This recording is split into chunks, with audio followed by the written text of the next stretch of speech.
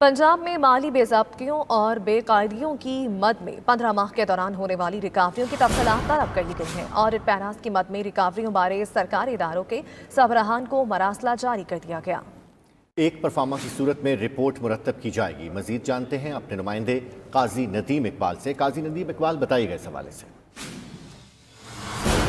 जी बिल्कुल, सरकारी इदारों से 15 माह के दौरान माली बेकायदगियों और बेज़ाब्तियों की बाबत होने वाली रिकवरी की तफसीलात तलब की गई हैं।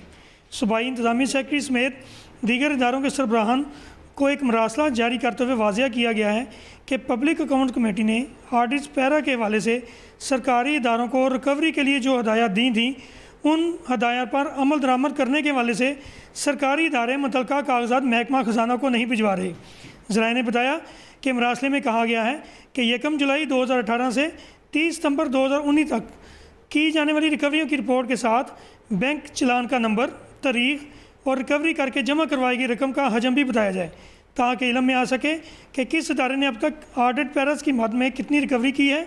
ज़राए का ये भी कहना है कि ये report chairman public accounts committee को भिजवाई जाएगी, ताकि बताया जा सके कि महकमे उनकी जानिब से दिए गए अहकामात पर बाज़ाब्ता अमल दरामद करते हैं। जी, नाकिस मनसूबाबंदी के बायस पंजाब हुकूमत कमर्शियल बैंकों की गंदम खरीदारी की मद में 494 अरब रुपए की मफरूज हो चुकी है। गुज़श्ता 10 बरस में कमर्शियल बैंकों से लिया गया कर्ज 52 अरब से 494 अरब तक पहुंच गया। पंजाब हुकूमत अब तक मुख्तलिफ बैंकों को 257 अरब रुपए मार्कअप अदा कर चुकी है। इस पर बात करते हैं नवाज संगरा से। नवाज संगरा, आगाह कीजिएगा। जी बिल्कुल, पंजाब हुकूमत को सूबे में गंदम की ख़रीदारी के लिए हर साल मुख्तलिफ कमर्शियल बैंकों से कर्ज़ लेना पड़ता है और ये कर्ज़ की रकम जो है वो मार्कअप के साथ अदा करना होती है। मगर जो गुज़श्ता पंजाब हुकूमत थी, उसने ये कर्ज़ की रकम जो है वो अदा नहीं की, जिस वजह से ये हर साल कर्ज़ बढ़ता बढ़ता अब ये जो है 494 अरब रुपए तक पहुँच चुका है। जब पंजाब में मुस्लिम लीग नून की हुकूमत 2008 में आई तो ये कर्ज़ जो है ये मजमूई तौर पर 52 अरब रुपए था, मगर 2009 में ये बढ़कर 149 अरब रुपए तक पहुँच गया। 2010 में ये कर्ज जो है ये 191 अरब रुपए और 2011 में ये 166 अरब रुपए पर चला गया। 2012 में ये कर्ज 183 अरब रुपए और 2013 में 189 अरब रुपए तक पहुंच गया। 2014 में 204 अरब रुपए और 2015 में जो सबसे कम अदायगी की गई, जो महज 39 अरब रुपए अदा किए गए और ये कर्ज की रकम 271 अरब रुपए तक पहुंच गई। 2016 में ये 323 अरब रुपए और 2017 में ये 351 अरब रुपए तक पहुँच गई। जब 2018 मुस्लिम लीग नून का आखिरी साल था तो महज जो है 22 अरब रुपए की अदायगी की गई, जबकि उसके मुकाबले में 118 अरब रुपए का नया कर्ज लिया गया। 2019 में ये कर्ज 427 अरब रुपए और 2020 में अब मजमूई तौर पर यह 494 अरब रुपए तक पहुंच गया है। रवा वर्ष जो है वो पंजाब हुकूमत ने गंदम खरीदने के लिए 157 अरब रुपए का कर्ज लिया है और 41 अरब रुपए का जो है वो मार्कअप अदा किया है। हुकूमत मजमूई तौर पर अब तक उसमें 257 अरब रुपए का जो है वो मार्कअप अदा कर चुकी है, जिसकी बड़ी वजह यह है कि हुकूमत जो है वो गंदम रिलीज़ होने के बावजूद भी जो एक्चुअल रकम है वो बैंकों को वापस नहीं की जाती, जिस वजह से ये कर्ज की रकम आए रोज़ बढ़ रही है। जी, आगे बढ़ेंगे। पंजाब असम्बली में कायमा कमेटियों की तश्कील ना होने और कायमशुदा कमेटियों के इजलास ना होने की वजह से ऑर्डिनेंस को मनसूखी से बचाना बड़ा इम्तिहान बन गया है। हर चंद रोज बाद ऑर्डिनेंस को मनसूखी से महफूज बनाने के लिए हुकूमत को लाहे अमल मुरतब करना पड़ता है। ऑर्डिनेंस की मुद्दत में तौसी के लिए पंजाब असम्बली से तहरीक की मंजूरी के लिए हुकूमत को गैर मामूली इक़दाम करना पड़ रहे हैं। मज़ीद जानते हैं गौहर अली से। गौहर अली, बताइए गए इस हवाले से।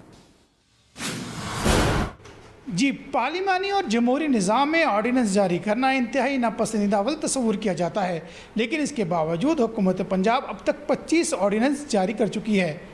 ऑर्डिनेंस 90 दिन के लिए जारी किया जाता है और जब पंजाब असम्बली का इजलास होता है तो ये ऑर्डिनेंस एजेंडे पे लाया जाता है ताकि इसको मुतारिफ करा के कमेटी के सपुर्द की जाए।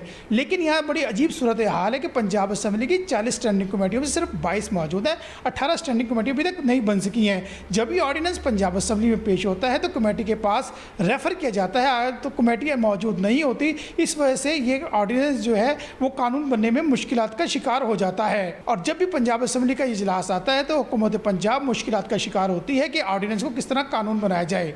यही वजह है कि हुकूमत पंजाब 16 आर्डिनेंस की तोसी करा चुकी है, यानी कि 90 दिन में ये कानून नहीं बन सका है। कमेटी के पास 2 माह का वक्त होता है, 2 माह में कमेटी ने रिपोर्ट पंजाब असेंबली में पेश करना होती है, लेकिन क्योंकि इस कमेटियों की बड़ी तादाद मौजूद नहीं है और जो कमेटियाँ हैं वो काम नहीं कर रही, इस वजह से हुकूमत पंजाब को आर्डिनेंस को कानून की शक्ल देना, यानी उसको कमेटी से रेफर करा कर पंजाब असेंबली से मंजूर कराना बहुत मुश्किल हो गया है। जी आगे बढ़ते हैं। Local government and community development Punjab ने नए बनने वाले बल्दियाती इदारों की कारकर्दगी की निगरानी के लिए IT बेस्ड मॉनिटरिंग सिस्टम कायम करने का फैसला कर लिया है। सिस्टम सूबा भर के 455 बल्दियाती इदारों को डायरेक्टोरेट जनरल लोकल गवर्नमेंट से मुंसलिक करेगा। सिस्टम बल्दियाती इदारों की जानिब से फराहम की जाने वाली सर्विसेज और उनके महकमाना अमूर की मुअस्सर निगरानी के लिए नाफिज किया जा रहा है। तफसीलात जानते हैं बाबर अली से। बाबर अली, आगाह कीजिएगा। जी, महकमा local government and community development Punjab बल्दियाती इदारों की जानिब से फराहम की जाने वाली सर्विसेज और इनके महकमाना अमूर की मौसर अंदाज में निगरानी के लिए IT बेस्ड मॉनिटरिंग सिस्टम नाफिज कर रहा है। पंजाब हुकूमत ने इस सिस्टम को नाफिज करने की बाकायदा मंजूरी दे दी है, जिसके बाद इब्तदाई तौर पर प्रोजेक्ट डायरेक्टर और मॉनिटरिंग अफीसर समेत 6 अफराद को भर्ती किया जा रहा है। महकमा की जानिब से मनसूबाबंदी की गई है कि इस ऑनलाइन सिस्टम के जरिए बल्दियाती इदारों में उनके तमाम मामलात को मॉनिटर किया जाएगा, जिनमें बल्दियाती इदारों की जानिब से फराहम की जाने वाली services, sanitation, solid waste management, water and disposal और इसके अलावा दीगर उनके अमूर शामिल हैं, इनकी मौसर अंदाज में मॉनिटरिंग की जा सकेगी। जी, तो आपको बताएंगे ट्रैफिक जुर्मानों का 25% हिस्सा ट्रैफिक पुलिस को देने की तजवीज़ पंजाब हुकूमत को इरसाल कर दी गई है। पंजाब हुकूमत ने महकमा खजाना से तफसीली राय मांग ली। ज़राए के मुताबिक एक हिस्सा दर्जाबंदी के हिसाब से ट्रैफिक अफसरान और अहलकारों को भी दिया जाएगा। समरी को बाकायदा पंजाब असेंबली से मंजूर करवाया जाएगा। मजीद जानते हैं अशरफ मजीद से। अशरफ मजीद, आगाह कीजिएगा, ये समरी कब तक मंजूर करवाई जाएगी?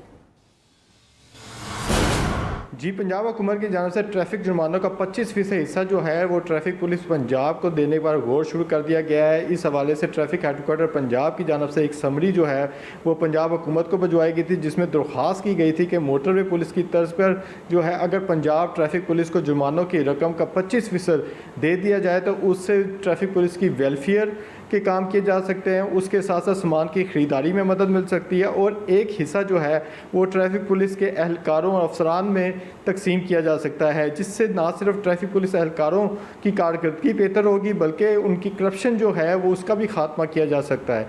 ज़रा का ये कहना है कि हुकूमत की जानिब से महकमा फ़िनांस को इस हवाले से जो रिपोर्ट है वो बनाकर भिजवा दी गई है, उनसे तफसील मांगी गई है कि अगर हुकूमत इसे मंजूर कर ली जाती है तो उसकी क्या सूरत हाल होगी। इस हवाले से अगर हुकूमत की जानिब से असम्बली को मंजूर कर लिया गया तो इसको पंजाब असम्बली से बाकायदा मंजूरी से बिल जो है वो मंजूर करवाया जाएगा। जी, और नाज़रीन, अब बात करेंगे सेंदक प्रोजेक्ट की। बलोचिस्तान हुकूमत ने चीनी कंपनी की माइनिंग लीज में 15 साल की तौसी कर दी है। मुआहदे की तौसी का नोटिफिकेशन वफाकी हुकूमत और चीनी कंपनी को इरसाल कर दिया गया। चाइनीज कंपनी MCC सेंदक में गोल्ड कॉपर माइनिंग के मंसूबे पर काम कर रही है। इस पर बात करते हैं अपने नुमाइंदा फजल तवाब से। फजल तवाब, चीनी कंपनी को मुआहदे में तौसी का जो नोटिफिकेशन है वो अरसाल कर दिया गया है, क्या कहेंगे? जी बिल्कुल, ये बलूचिस्तान हुकूमत ने एक बहुत बड़ा फैसला किया है कि सेंदक प्रोजेक्ट जो बलूचिस्तान हुकूमत ने चीनी कंपनी को दिया था उसमें माइनिंग के लिए लीज में 15 साल की तोसी कर दी है और मुआहदे की तोसी का नोटिफिकेशन वफाकी हुकूमत और चीनी कंपनी को जो MCC है उसको अरसाल कर दिया है। और इसके अलावा महकमे तवानाई पेट्रोलियम डिवीज़न को भी तमाम तर तफसीलात से आगाह कर दिया है।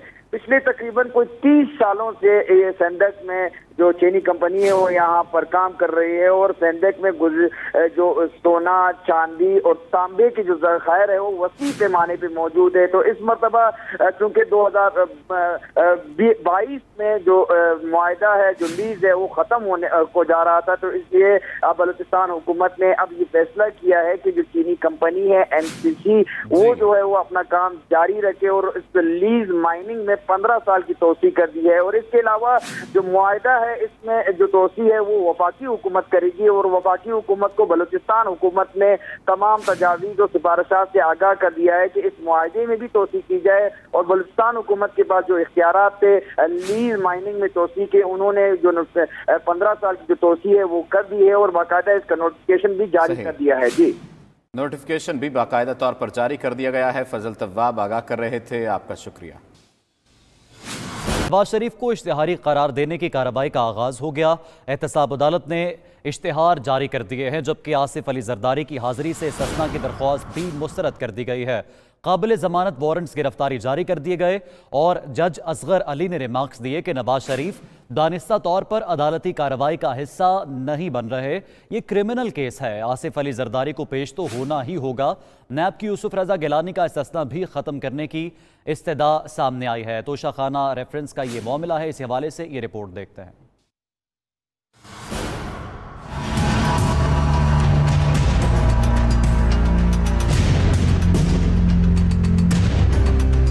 तोशाखाना रेफरेंस एहतसाब अदालत इस्लामाबाद के जज मोहम्मद असगर अली ने समाअत की। दौरान समाअत नैब प्रोसिक्यूटर ने नवाज शरीफ को समन बरतानिया भिजवाने की रिपोर्ट पेश की। जज ने कहा कि नवाज शरीफ की अदम पेशी पर इश्तिहार जारी कर रहे हैं। आसिफ अली जरदारी के वारंट भी जारी कर देते हैं। फारूक एच नाइक ने आसिफ अली जरदारी की मेडिकल रिपोर्ट पेश करते हुए कहा कि कोरोना के दिन हैं और उनके मौक्किल की उम्र ज्यादा है, जिस पर जज का कहना था कि आसिफ अली जरदारी को कोरोना है तो नहीं, जो रिपोर्ट पेश की है वो गैर मुतमईन कुन है। नैब प्रोसिक्यूटर ने इस्तदा की कि आसिफ अली जरदारी से रियायत ना की जाए, उनके नाकाबिले जमानत वारंट गिरफ्तारी जारी किए जाएं। यूसुफ रजा गिलानी का इस्तिस्ना भी खत्म किया जाना चाहिए। अदालत ने साबिक सदर के काबिले जमानत वारंट गिरफ्तारी जारी किए तो फारूक एच नाइक ने कहा कि वारंट जारी ना किए जाएं। आसिफ अली जरदारी पाकिस्तान के सदर रहे, वो कहीं नहीं भाग रहे, आइंदा समाअत पर पेश हो जाएंगे। जज ने रिमार्क्स दिए कि ऑर्डर कर दिया, अब वापस नहीं होगा। अदालत ने समाअत 17 अगस्त तक मुलतवी कर दी। जरदारी साहब हमेशा अदालतों में 20 साल से पेश हो रहे हैं। हम रिस्पेक्ट करते हैं इंडिपेंडेंस ऑफ जुडिशरी की और जुडिशल सिस्टम की। हम चाहते हैं केसेस को फेस करें। आसिफ साहब ने हमेशा केसेस फेस किए और अल्लाह की मेहरबानी से तमाम केसेस झूठे निकले और उनकी एक्विटल हुई। फारूक एच नाइक का कहना था कि आसिफ अली जरदारी इस केस में भी बरी होंगे।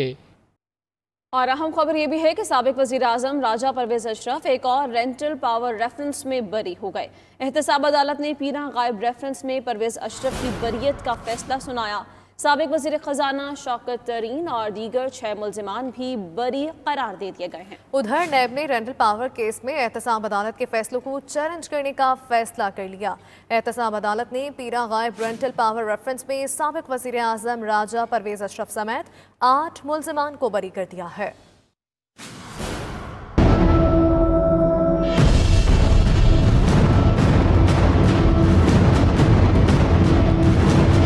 इस्लामाबाद की एहतसाब अदालत नंबर 1 के जज मोहम्मद बशीर ने महफूज शुदा फैसला सुनाया। करार दिया कि पीरा गायब रेंटल पावर रेफरेंस में कौमी खजाने को कोई नुकसान नहीं पहुंचा, इसलिए ये केस नहीं बनता। अदालत ने ज़ाब्ता फौजदारी की दफा 265 के तहत बरियत की दरखास्तों को मंजूर करते हुए साबिक वज़ीर आज़म राजा परवेज़ अशरफ समेत तमाम 8 मुल्ज़िमान को बरी कर दिया। बरी होने वालों में साबिक वजीर खजाना शौकत तरीन, साबिक MD पेप्को ताहिर बशारत चीमा, साबिक सेक्रेटरी पानी और बिजली शाहिद रफ़ी शामिल। इस्माइल कुरैशी, सलीम आरिफ, चौधरी अब्दुल कदीर और इकबाल अली की भी बरियत की दरखास्तें मंजूर कर ली गईं। मुल्ज़िमान के खिलाफ करप्शन और इख्तियारात से तजावुज़ का रेफरेंस 2014 से ज़ेरे समाअत था। 192 मेगावाट का रेंटल पावर प्लांट मुल्तान के इलाके पीरा गायब में लगाया गया था। राजा परवेज़ अशरफ समेत दीगर मुल्ज़िमान को साउवाल रेफरेंस में भी गुज़श्ता हफ्ते बरी किया गया था। नैब ने एहतसाब अदालत के दोनों फैसलों को चैलेंज करने का फैसला किया है। फैसले की नकूल मिलने के बाद एहतसाब अदालत के फैसलों के खिलाफ इस्लामाबाद हाई कोर्ट में अपील दायर की जाएगी। साथी रिपोर्टर हुसैन अहमद के साथ फयाज महमूद, 92 न्यूज़, इस्लामाबाद। पेट्रोल और डीजल महंगा होने के असरात सामने आने लगे। ट्रांसपोर्टर्स का किरायों में भी खुद साख्ता इजाफा। ट्रांसपोर्टर्स ने 100 से 200 रुपए तक किराए बढ़ा दिए हैं। लाहौर से पेशावर, फैसलाबाद, मुल्तान समेत दीगर शहरों का किराया महंगा कर दिया गया। डीजल 8% सस्ता होने पर किराए 20% कम किए थे। ट्रांसपोर्टर्स की जानिब से मौक़िफ़ सामने आया है। पेट्रोल और डीजल महंगा होने के बाद ट्रांसपोर्टर्स ने भी किरायों में खुद साख्ता इजाफा कर दिया है।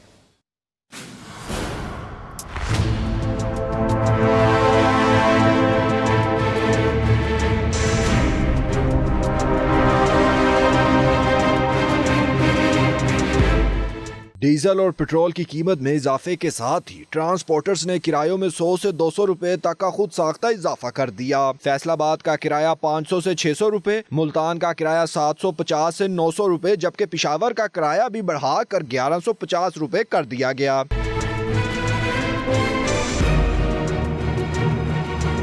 Chairman all Pakistan public transport Asmatullah Niazi का कहना है कि हुकूमत के कहने पर किरायों में कमी की अब इजाफे के बगैर चारा नहीं। मुसाफिरों का कहना है कि बेरोजगारी और महंगाई ने पहले ही जीना दोभर कर दिया है और अब किरायों में इजाफा मार देगा। दिहाड़ीदार हैं या गरीब आदमी है या नौकरियां करने वाले मुलाजिम पेशा लोगों पे तो बड़ा फर्क पड़ेगा।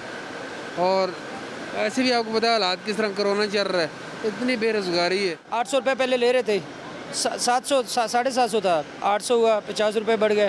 फिर उसके बाद में अब 800 लेने लग गए, अभी 870 रुपये इन्होंने लिए, 70 रुपये ज़्यादा कर दिए। मतलब अवामी हलकों का कहना है कि रिलीफ देने के दावे करने वाली हुकूमत से अपील है कि किरायों में कमी कराई जाए। कैमरामैन अहमद रजा के साथ फहीम अमीन, 92 न्यूज़, लाहौर।